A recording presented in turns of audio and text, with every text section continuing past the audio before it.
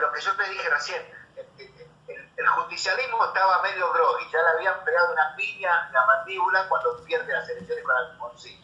Y Alfonsín, que venía cagando a palo al peronismo, dice, bueno, aprovechemos ahora que los muchachos están medio grogui y le rompemos la personalidad gremial. Si le rompemos la personalidad gremial, chao, listo, vamos gremios radicales, nos cantan viva Alfonsín en vez de viva Perón y pasamos a la historia. Eso lo vieron desde ese punto de vista. Bueno, acá les cuento la verdadera historia. El peronismo es verdad, venía lastimado, venía golpeado, venía medio grogui. Los sindicalistas mismos entre ellos, algunos estaban peleados, algunos no se hablaban, porque la derrota, ustedes saben, de la victoria todos son los padres. Sí, yo lo voté, yo gané. De la derrota no se hace cargo nadie. De la derrota nadie se hace cargo y dice, no, yo perdí, yo fui perdedor. Se hacen todos los boludos. Y hacerse cargo de la derrota del peronismo, después de todo lo que habían hecho los sindicalistas, era un golpe muy duro, muy duro. Por eso había internas en los sindicalistas, en su gremio de base, porque se pasaban factura, ¿viste? Yo te dije, por tu culpa, porque no hicimos esto, no hicimos otros, perdimos con Alfonsín. Bueno, todo eso, Ace Hoffman tiene un texto, que lo dábamos en historia, contra el enemigo común. Y acá se produce la frase de Hoffman, contra el enemigo común.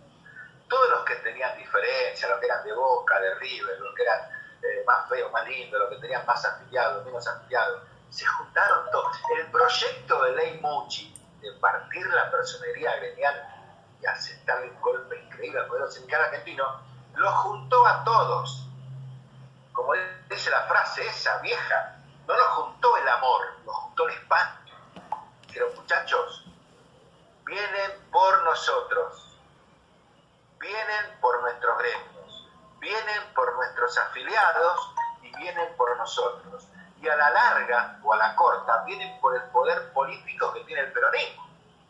Ni más ni menos. Más madera, se juntaron todos. No fueron a ver a Alfonsín. No, de ninguna manera, doctor. De ninguna manera. Mande el proyecto de ley. Bueno, se discutió en la Cámara de Senadores. Diputados perdían. Y en senadores, el que fue la voz cantante de oposición al proyecto Mucci, fue Oraldo Britos. Yo lo destaco, Oraldo Britos, pero no por esto, porque Oraldo Britos tiene una trayectoria sindical de la época de la resistencia peronista, un sindicalista ferroviario, de la época de la resistencia. O sea, lo que no midió Alfonsín y Antonio Mucci es que enfrente, está bien, tendrían enfrente un peronismo golpeado, los sindicalistas con mala prensa, pero enfrente tenían viejos dirigentes, viejos de edad y viejos de experiencia, que habían luchado contra todas las dictaduras, la Longanía, la de Lanusse, la de Videla. O sea, no los iba a amedrentar el proyecto de ley Mucci, y menos en tiempos democráticos. Si eran hombres que se la habían jugado, enfierrados o no enfierrados, se la habían jugado en tiempos de dictadura militar. Miren si le iban a tener miedo a discutir en el Senado de la Nación el proyecto de ley Mucci. Y plantearon la discusión. Saúl Ubaldini fue uno de los emergentes, dirigentes nuevos, jóvenes del sindicalismo, que llevó la voz cantante. Pero ahí estaba Diego Ibáñez, Lorenzo Miguel, Triaca Padre, el Telefónico, Guillán, los viejos de antes, los ferroviarios, el de Correo. No. Tenían enfrente muchachos dispuestos a combatir ese proyecto de ley. Lo combatieron. Oraldo Brito fue la voz cantante del Senado y fue el que dice, bueno, si nos quieren ver de rodillas, votemos. Y fueron a votación y el proyecto Muchi no pasó. Se consolidó. No solo no pasó, no solo perdió la votación Muchi. Alfonsín, ¿qué hace? Alfonsín hizo lo que haría cualquier presidente. Le pegó un voleo al ministro de Trabajo, que fue Muchi que le llevó esa idea. Porque los presidentes son así. Vos le llevas una idea a un presidente. Si la idea sale bien, te felicita. Si salió mal, ya fuiste, deja tu cargo, tu puesto, todo. Y ahí renuncia. Renuncia porque la comisión de los 25, como estaba dividido, el peronismo estaba dividido, los unió el espanto de esa ley, los unió. No solo los unió, sino que salieron fortalecidos. Este es el tema que no vio Antonio Muchi, que no midió por ahí, o por ahí se sintió muy ganador y dijo acá, vamos para adelante. No vio la capacidad que tenían todos esos viejos sindicales. No eran viejos carcamanes que ya no podían hacer más nada. Todavía les quedaba fuera para rato. Bueno, Luis Barrio Nuevo, que todavía está. Todos, Cavalieri, bueno, nombré a lo de la UOM. Todos, muchas estaban con ganas de sentarse ellos en el Senado. Y los senadores que había, la mayoría eran de tracción sindical. Oraldo Víctor de tracción sindical. Diego Ibáñez era el jefe del bloque en la Cámara de Diputados, de tracción sindical, de los petroleros. Estaban dispuestos a todo con tal de no ceder la personería gremial. Porque en verdad, la personería gremial fue lo que articuló al sindicalismo y hizo que el sindicalismo argentino fuera reconocido en todo el mundo. Yo siempre digo lo mismo, al margen de lo que cada uno opine o la mala prensa que tengan los viejos dirigentes sindicales, es cierto, pero la estructura, los gremios que armaron, la capacidad de hacer política sindical con la familia de los trabajadores, no la tiene ningún empresario, no la tiene ningún intelectual, ningún universitario. No la tienen, porque cuando la gente dice, ¿por qué los sindicalistas hace 30 años que están atados al sillón? Y siempre dicen lo mismo los sindicalistas, muchachos, a mí me vota la gente, no me votan los periodistas, no me votan ni C5N, ni Clarín, yo no le tengo que gustar a C5N, yo le tengo que gustar a mis afiliados, yo no le tengo que gustar a Clarín, yo le tengo que gustar a mis afiliados. Y los que no miden, los que no saben porque nunca entraron, nunca gestionaron un sindicato, se creen que ellos, el sindicato lo gestionan tipo dictadura, acá se hace lo que mando yo, no, el sindicato es una construcción diaria, que los muchachos la tienen recontra clara, porque vienen ayudando a la gente que se queda sin trabajo, que ya perdió el laburo, porque le dan turismo, acceso a la cultura, al teatro, al cine, campeonatos de fútbol, participan los hijos, llegan a la familia. Vos con los sindicatos tradicionales, digamos, ¿no? Ellos llegaban a las familias. Mirá lo que me dio el sindicato. Y cuando el obrero o la obrera llegaba a su familia, decía, dice, ¿qué es eso? ¿Qué trajiste, viejo? Un mate, qué lindo mate. Lo dieron en el sindicato. O sea, digo un mate y puedo decir más cosas, pero me lo dieron en el sindicato. Y esta medalla me la dio el sindicato. Y esta medalla me la dio el sindicato porque hicimos un torneo de fútbol con los muchachos, la sección empaque contra la sección logística. Lo organizó el sindicato y me gané una medalla. O sea, el sindicato tiene un poder de transferencia, una empatía con el laburante, que no lo puede generar ni el patrón cuando te aumenta el sueldo. El patrón te aumentó el sueldo, festejaste, tomaste champán y después seguiste laburando. Pero bueno, por eso el patrón no es que lo nombrás todos los días antes de cenar en casa con tu familia. El sindicato decía, che, viejo, dice, estamos mal de guita, ¿qué te parece? Y bueno, pero vos sabés que unos días de vacaciones nos viene bien, pero no tenemos un más. No, vamos por el sindicato. Hay una colonia en Córdoba, hay una colonia en Santa Teresita, hay una colonia que es barata porque es sindical. El sindicato llegaba con la cultura, llegaba con todo eso, con los estudios, con la capacitación.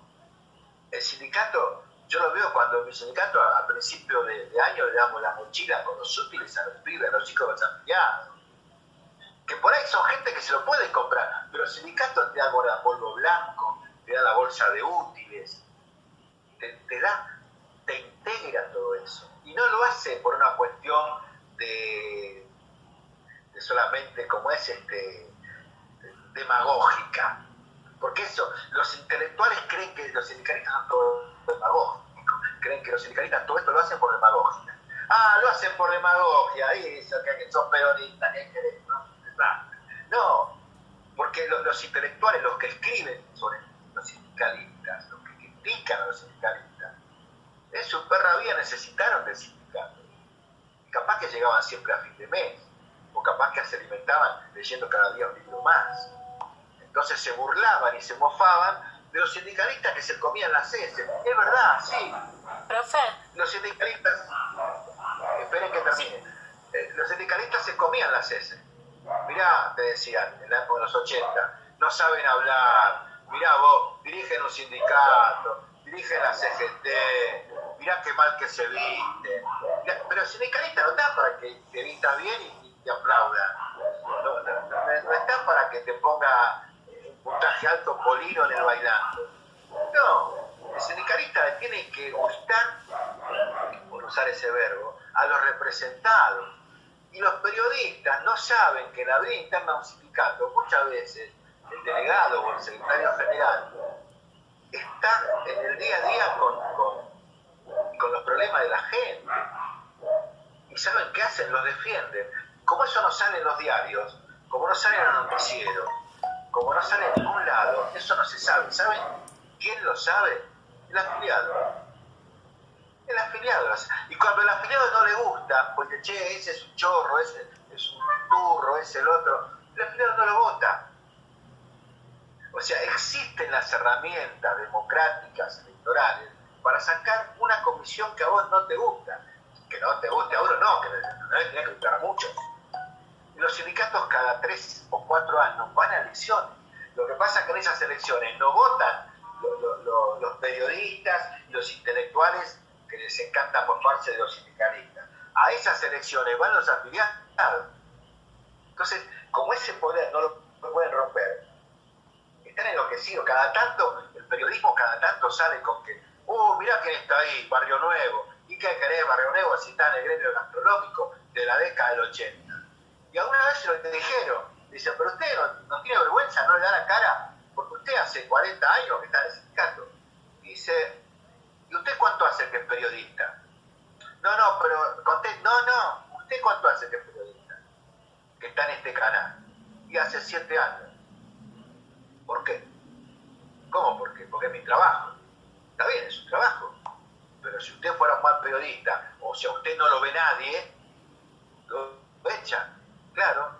Y bueno, a mí me pasa lo mismo. Si yo hiciera las cosas mal, mis afiliados no me votan y me echan. Pero yo le tengo que gustar a mis afiliados, no a usted. Eso es tremendo, eso es real. Y eso es el modelo sindical argentino. Eso es lo que los intelectuales, los universitarios, muchos, y yo soy universitario, ya claro, y los periodistas no entienden. No pasa porque se comen las heces. No pasa por eso.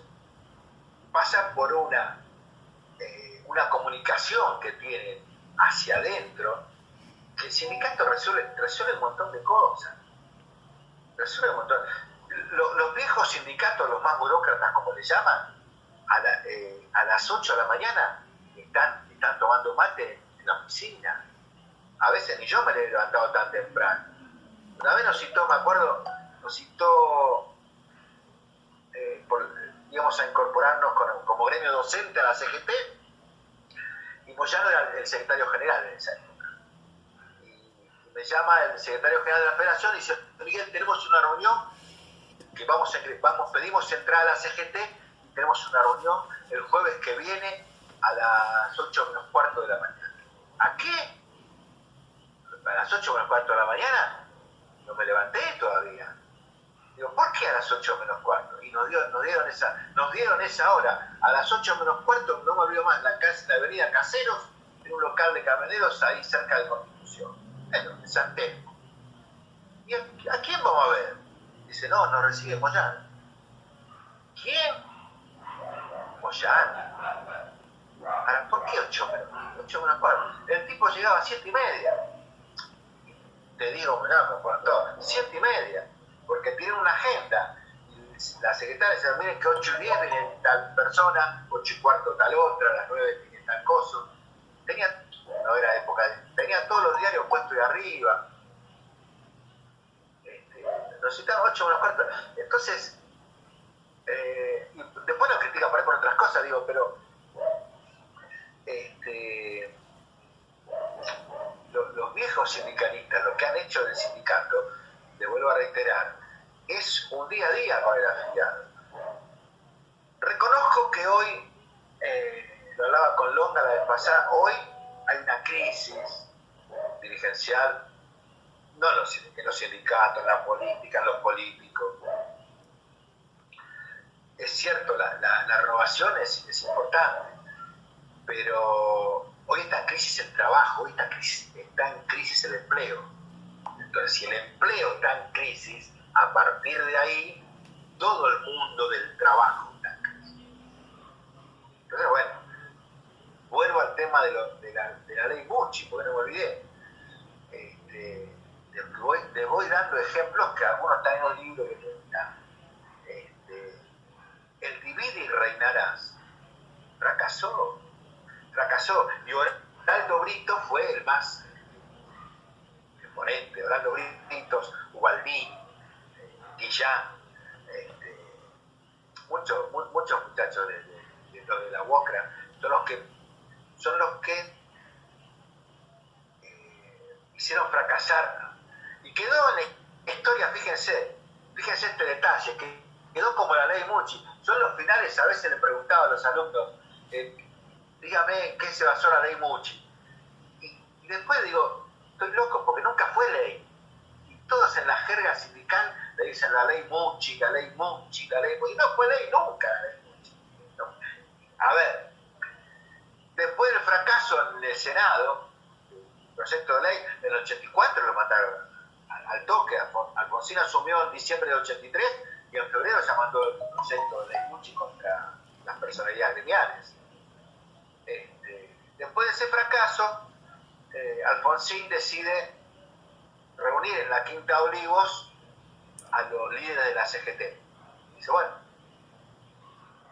vamos a armar, tiene que salir, dice, ahora tiene que salir una nueva ley.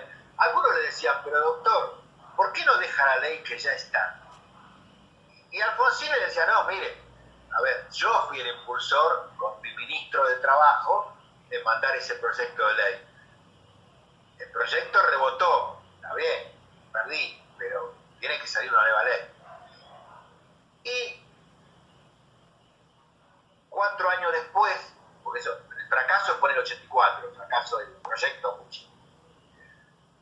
Y 4 años después, en el 88,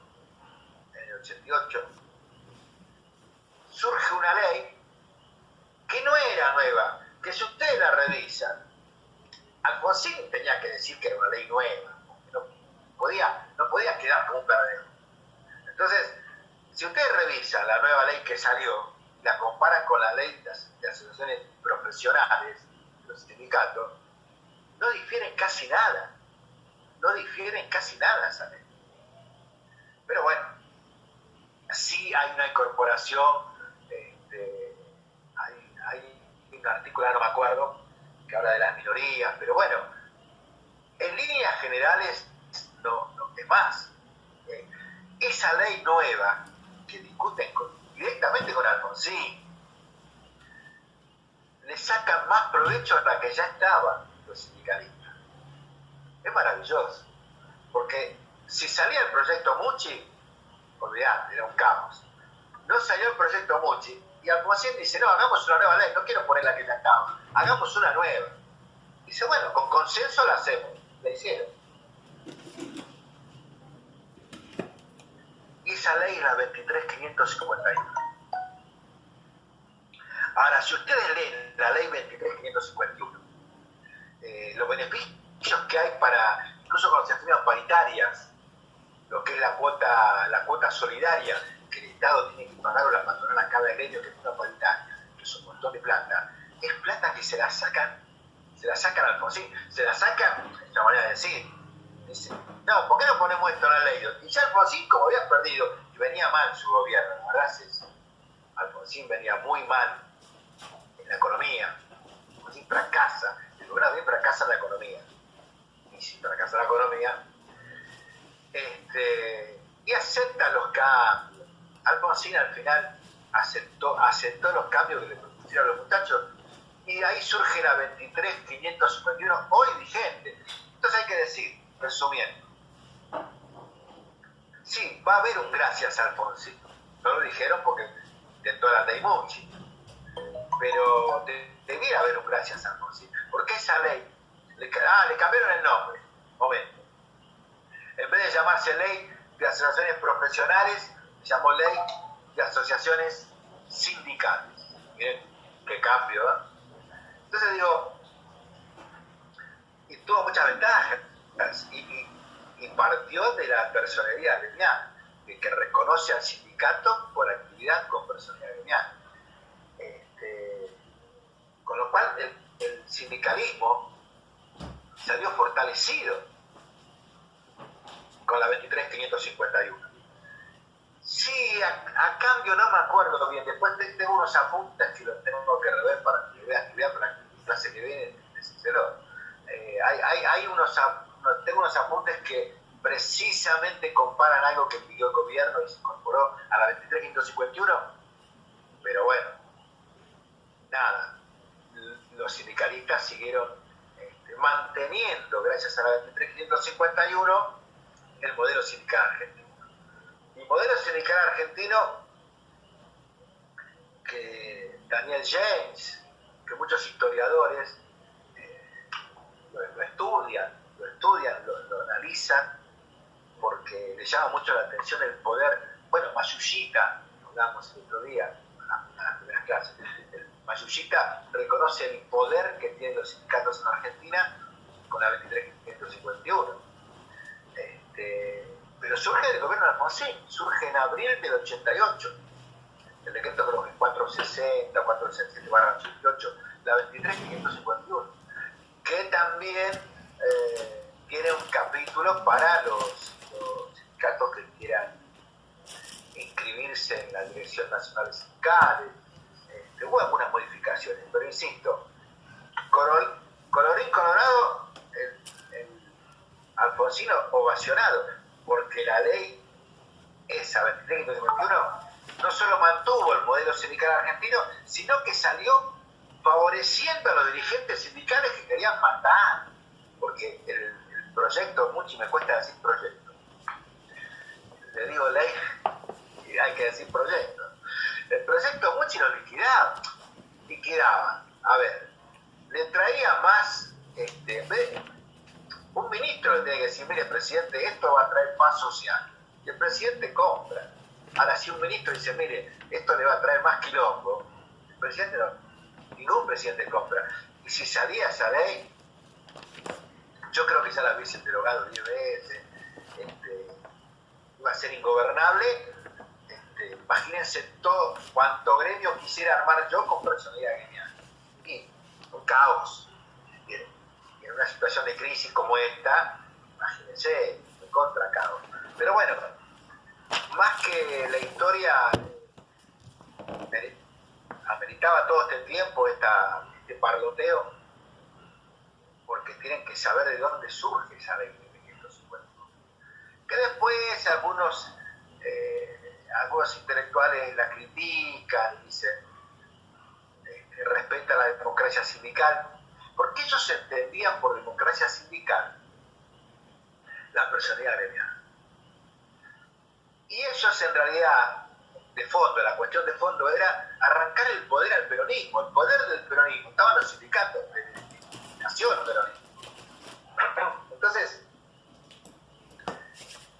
digamos, la democracia sindical o la democratización de los sindicatos era una excusa que les quedaba bien, era un título que quedaba bien ante la prensa, quedaba bien. Democracia sindical suena bien.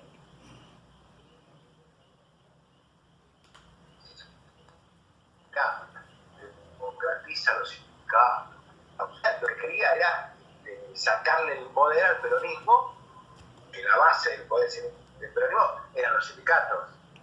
No habría por qué tener otra fuerza del peronismo, porque surgió de los sindicatos. Entonces, ahí estaba apuntado el proyecto. Lo que sigue más, Cayo Díaz lo lleva, pero yo se los voy a tratar de sintetizarlo.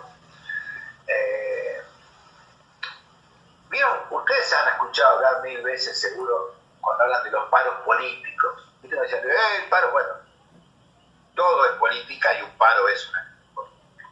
Pero cuando dicen Alfonsín hicieron paros políticos, voy a explicarlo realmente. Cayo Díaz lo pone en el centro de la escena también. Paros políticos. Los paros con el gobierno de Alfonsín, hay que evaluar esto.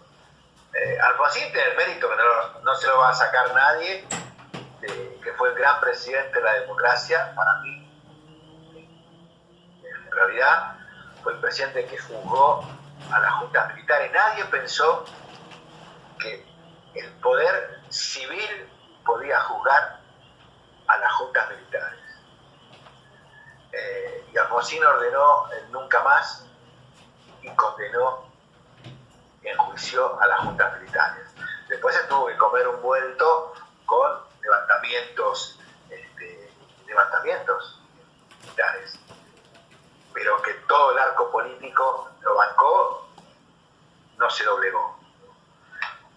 Entonces, el Alfonsín político, el que pelea por los derechos humanos, que encarcela a la Junta, enjuicia el juicio. A ver, con el diario del lunes siempre digo lo mismo. Bueno, nos toca hablar con el diario del lunes.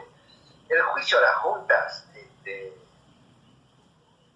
es inédito.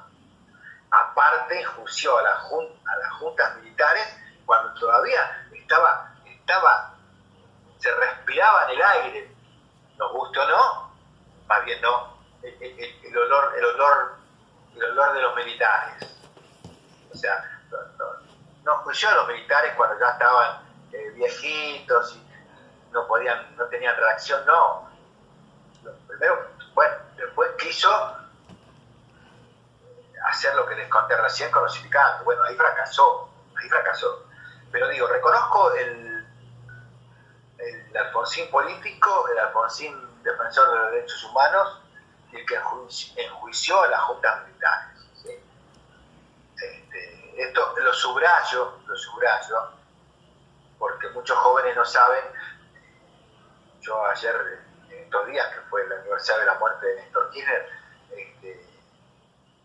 a quien homenajeé, pero digo, momento, no nos olvidemos de Alfonsín, el primero que valorizó los derechos humanos y que enjuició a los militares cuando todavía tenían poder, se llamó Raúl Alfonsín.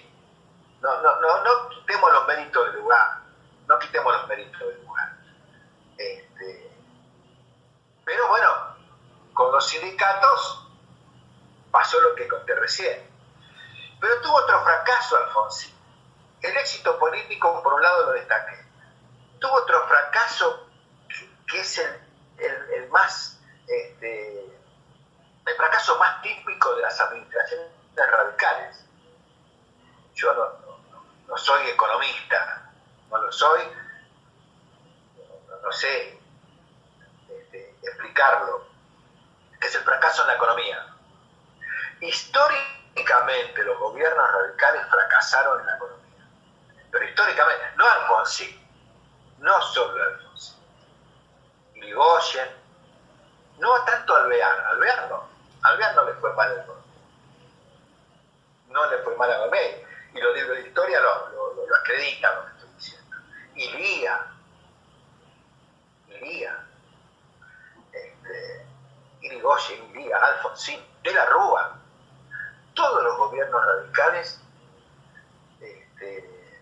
Alguien me va a decir, profesor, momento, los peronistas también, sí, pero a ver, cuando digo fracaso me refiero que los lleva a abandonar todo. O sea, se dice, a Alfonsín le hicieron 13 paros. Yo digo, momento, paren la rotativa. Sí, profesor, a Alfonsín le hicieron 13 paros y no lo dejaban gobernar. No, primero, vamos por partes. No fueron 13 paros. Sí, profesor, fíjese, mi papá, mi tío me contó 13 paros. No fueron 13 paros. Fueron 7 paros y 6 movilizaciones. La movilización arrancaba después de las 2 de la tarde. Se trabajaba hasta las 2 de la tarde y después arrancaba la movilización en la Plaza de Mayo. Ahora, ¿por qué fueron los 13 paros contra el gobierno? Que le tenían bronca Tirri y Alfonsín. ¿Cuál era el problema? El problema era que sus propios aspirados, bueno, después Alfonsín, la Unión Cívica Radical, después que Alfonsín es presidente, empieza a perder capital político en sus propias bases y va perdiendo todas las elecciones que entran, todas, las gobernaciones, ya empieza a perder por el político, porque fracasa en lo económico, porque algunos autores, cito con el diario del lunes, dicen, no hizo la reforma. Si Argentina hubiera hecho, cosa que es contrafáctico, no podemos hablar de lo que no pasó, pero digo, si hubiera hecho la reforma del Estado de Bienestar, que después se hizo a las patadas, hizo Menem en los 90, por ahí hubiera sido otro el Qatar. Pero bueno, eso no pasó. Ahora, ¿por qué yo digo que la reforma? Porque, fíjense, esto es importante. La dictadura militar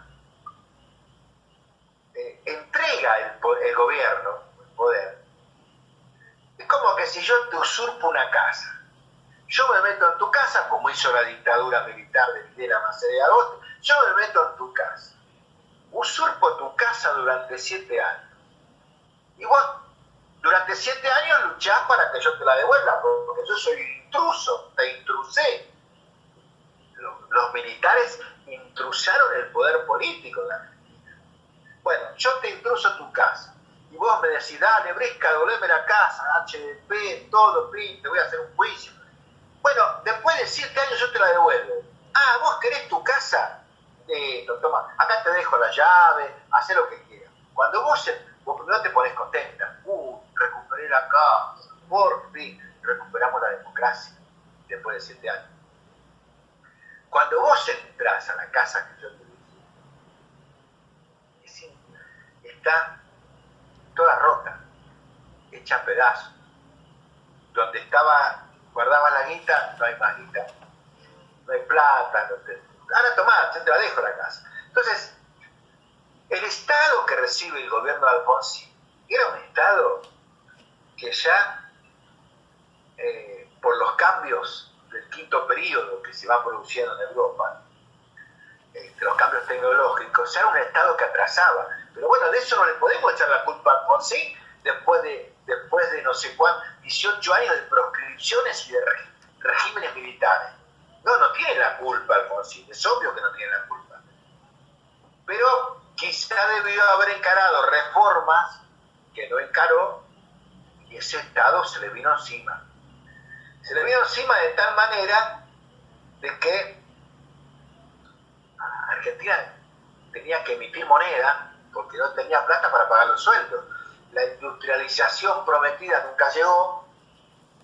Bueno, cambiaban los ministros de Economía. Se propone un plan de industrialización que fracasa. Después aparece Surruí con el plan Primavera, también Machinea, el plan Primavera, en el plan primavera se producen, hay 2 devaluaciones que arrasan con el sueldo de los trabajadores. Había trabajo, eso sí, a diferencia de los 90, ojalá pueda llegar a los 90, ¿no? A explicarlo. En los 80 no había desempleo, en la época de Alfonsín no había desempleo, no era tan alto el desempleo como si le tocó en la época de Menem, son 2 cosas distintas. Alfonsín todavía empleo había, no había tanto desempleo, no se había desmoronado, no había caído el muro de Berlín. Entonces empleo había. Pero ¿qué pasa? El empleo que había no daban los números para administrar el dinero, la administración económica del país. Proponen querían mudar la capital a Viedma. Entonces ensaya Alfonsín recetas para salir de escapar a la crisis económica de Argentina. Le va mal. Le va mal porque al mundo también le va mal. El estado de bienestar, el estado keynesiano que en el mundo triunfaba, se empezó en el mundo a resquebrajar con la crisis del petróleo en el 73. Anote. Ahí fue el comienzo del fin. A nivel mundial. Y Alfonsín agarra al Estado en el 83. Alfonsín no toca al no tener el poder político, yo me acuerdo que querían privatizar aerolíneas. Rodolfo Terraño, el senador de la Unión Cívica Radical, ve que la solución económica pasa porque el Estado no puede mantener viejas estructuras y empresas del Estado. No las puede mantener. Uno puede tener la conciencia ideológica de que las empresas sean del Estado. Europa ya empieza a salir del estado de bienestar en tiempo de Guerra Fría. Y Argentina, yo creo que Alfonsín no fue ningún tonto, sabía que por ahí había que hacerlo, pero no tenía la espalda política, ¿sí? Y no se olviden que la Unión Cívica Radical es un partido político que la mayoría de sus adeptos son de clase B, culturalmente hablando, de clase media alta. Y tocar la estructura económica de las empresas del Estado podía causar, lo que después hizo Menem, podía causar un impacto en el desempleo. Y ese desempleo iba a socavar las bases propias del radicalismo. Alfonsín, si quiso, no pudo, no lo sabemos, no lo hizo. Las empresas del Estado daban pérdida anualmente, mensualmente, perdón. Pérdida, para atrás. ¿Qué hace? Y reformamos la economía. Intentó repuntar la economía con el plan primavera, después cambia de ministro, fracasó el plan austral, no me acuerdo cuál de los dos vino primero, tuvo el plan austral. Y en cada plan económico, entre el año 84 y el 87, fueron 3 años terribles para el país, no para el país. La CGT, con Valdivia a la cabeza, hay que decirlo así, representaba los intereses y el poder adquisitivo del salario. El salario valía cada vez menos. O sea, llegabas a ganar 8 millones de pesos, y son millonarios. No llegabas ni a la segunda quincena, pero eran millonarios. Entonces, se venía una hiperinflación que arrasaba con todo. Alfonsín no encontró la respuesta económica. Cambió de ministro.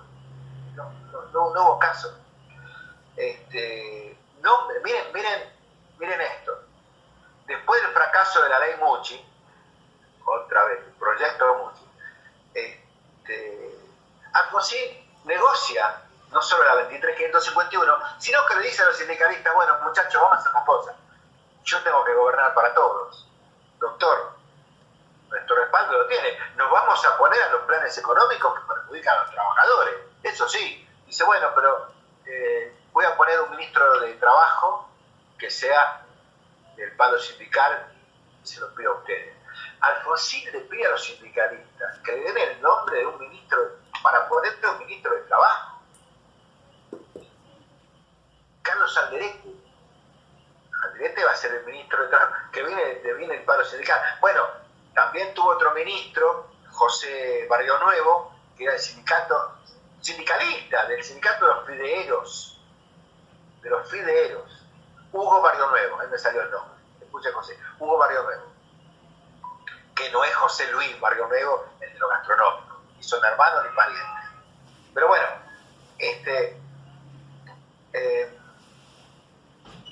bueno, después fue ministro de Trabajo Casela, otrora candidato a gobernador también, Juan Manuel Casela. Casela estuvo poco tiempo porque también no supo manejar la pulseada con los sindicatos. Ubaldini se queda, Ubaldini iba con los paros generales. Aparte, Argentina tenía un modelo, un espejo en que mirarse, que era la presidencia de Alan García en el Perú en esa época. Es más, cuando Alan García, el presidente del Perú, que era lo más parecido al peronismo que había acá, cuando Alan García viene por primera vez Alan García estaba casado, su esposa era pariente de Alfonsín. La esposa, Alan García viene a Argentina y se pone y se casa con una pariente de Alfonsín. Momento intruso. Bueno, se casa con una pariente de Alfonsín y cuando Alan García viene a Argentina, la CGT lo recibe con un eslogan. Empapelaron la capital federal y el Gran Buenos Aires. Patria querida, dame un presidente como Alan García. Con esos carteles la CGT empapeló toda la capital federal, el conurbano, el norte, el sur, el este y el oeste. Patria querida, dame un presidente como Alan García. Alan García Pérez. Después lo recibe la CGT, lo recibe Ubaldini también. Y Alan García Pérez se había opuesto a pagar la deuda externa. Dijo, no, Perú no puede, presidente del Perú, Alan García, joven, 30 y pico de años. Después terminó mal, pobre Alan terminó. Pero bueno, vamos a los 80, estamos en los 80. Alan García, presidente del Perú también había sufrido dictadura, 30 y pico de años, joven, lo más parecido, insisto, al peronismo. Cuando viene a Argentina se reúne con la gente de la CGT y la CGT le pregunta cuál era el plan económico, porque acá fracasaban todos y le preguntan, Flaco, vos contás, en el Perú ¿cómo hace? Está bien que no es trasladable, ya lo sabemos, no es algo exitoso en Chile, acá fracasa, algo exitoso en Paraguay, acá fracasa, algo exitoso en Brasil, acá fracasa, bueno, o al revés, no es tan fácil. Pero la CGT toma como base la postura del gobierno de Perú de enfrentar al Fondo Monetario Internacional para que el Fondo Monetario no lo siga esquilmando. Perú se le planta y dice que va a cumplir con el fondo, pero el plan económico lo van a hacer los peruanos, no lo va a hacer el Fondo Monetario. La CGT como que toma eso y ahí sacan en un congreso los 26 puntos de la CGT. Entre los 26 puntos de la CGT, uno de los primeros puntos es plantarse ante el Fondo Monetario, que en vez de venir la gente del Fondo Monetario a darnos recetas de cómo tenemos que hacer, que sean los propios argentinos los que generen, los propios economistas argentinos los que generen las enmiendas que haya que hacer en los planes económicos, no que Alfonsín siga aceptando los planes del Fondo Monetario. A partir de ahí, la CGT de Ubaldini le plantea los 26 puntos de la CGT, que son no al Fondo Monetario, no pagar la deuda. Son eslogans, alguien puede decir son eslogans, correcto, son eslogans pero con contenido. Porque uno lo que ve en las marchas políticas generalmente son eslogans. No al FMI, no a la oligarquía, no, son eslogan. La CGT tenía eslogan y propuesta, porque en cada eslogan le ponía una propuesta de cómo recuperar el mercado de las pymes, cómo recuperar la industria nacional, cómo recuperar el mercado del consumo interno, cómo, aparte, los 80 en la Argentina, la estructura tecnológica era de terror.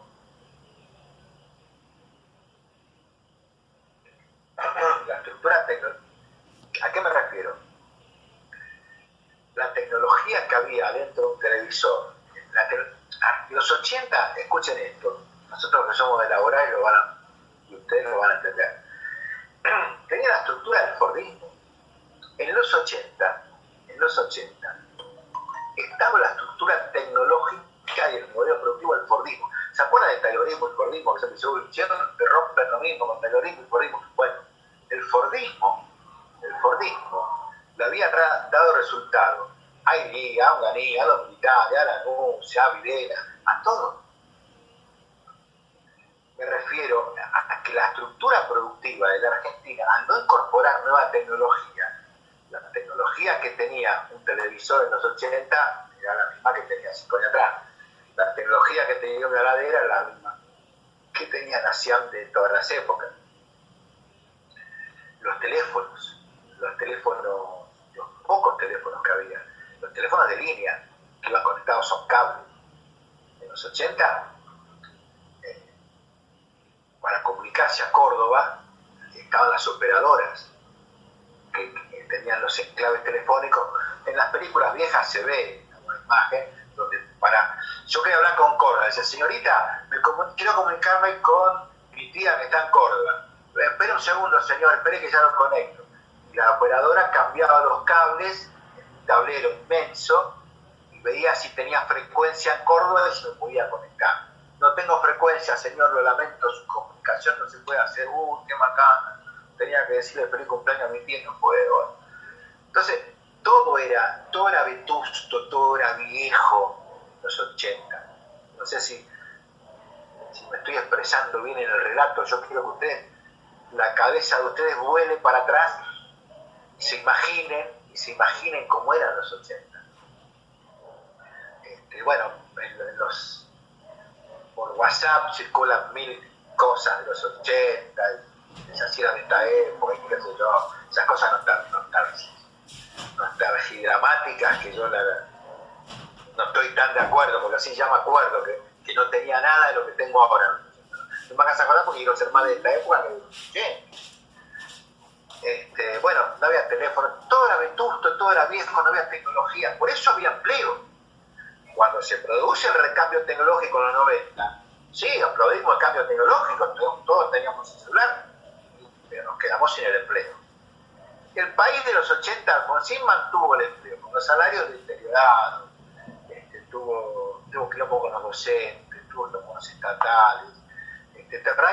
Terraño quiso privatizar aerolíneas, no dio más, y el que lo cruza es el senador Eduardo Menem. Bueno, también hay que decirlo. Después Eduardo Menem votó la privatización con las 2 manos, ¿no? Pero en los 80 dice, bueno, tenemos una empresa, porque las empresas del Estado tenían ese concepto de soberanía que había en la Guerra Fría, que si un Estado perdía una empresa, perdía soberanía. Eso era correcto en la posguerra. La posguerra de la Segunda Guerra Mundial, eso era correcto, o en la Segunda Guerra Mundial era correcto. Los Estados no podían perder soberanía. Pero ya en la década del 80, los europeos, la Guerra Fría estaba terminando, vamos a ver ahora cómo termina, lo voy a explicar. Ya era hora de ayornarnos, de cambiar la tecnología. Bueno, todo esto es posible al tener una economía tan endeble, al no tener un banco, no poder generar un banco, el castillo de naipes se le vino abajo. A ver, yo digo lo mismo que siempre opino. Yo estoy convencido, yo no creo que Alfonsín haya querido adrede hacerle este daño a los argentinos. No, pero no supo resolverlo. Pero la culpa no es de los paros que hacía Baldini. Porque yo escucho, Alfonsín no pudo gobernar, Alfonsín no pudo hacer lo que quería por culpa de los paros de Baldini. No, a ver, pongamos las cosas en su lugar. Ubaldini estaba como secretario general de la CGT para defender los derechos de los trabajadores. Los trabajadores perdían poder adquisitivo semana a semana, mes a mes. ¿Qué tenía que hacer Ubaldini? ¿Aplaudir a Alfonsín? No. Entonces, el desastre económico de Alfonsín fue lo que marcó el final de su gobierno. Y a eso voy. Comienza el los peores años económicos de la Argentina. Que siempre, no sé por qué, los que terminan en 9 dicen que fueron fatídicos. 1989. 1989. 1989. El peor año para Alfonsín, pero en todo. Ahí le fue mal. En lo político, en el 87, perdón, me olvidé, el peronismo se había recuperado. El peronismo que venía a Grogui, perdió la selección, ¿no? Se recupera con los renovadores. Me olvidé de decir. Surgen en los sindicatos, una renovación, pero desde adentro. La renovación que quería Monchi, ya sabemos cómo era. Esta renovación viene del propio seno de los sindicatos. Los sindicalistas más viejos dicen, che, mirá, hay un pibe que tiene 30 años, 28 años, que lo veo bien, lo podemos coachear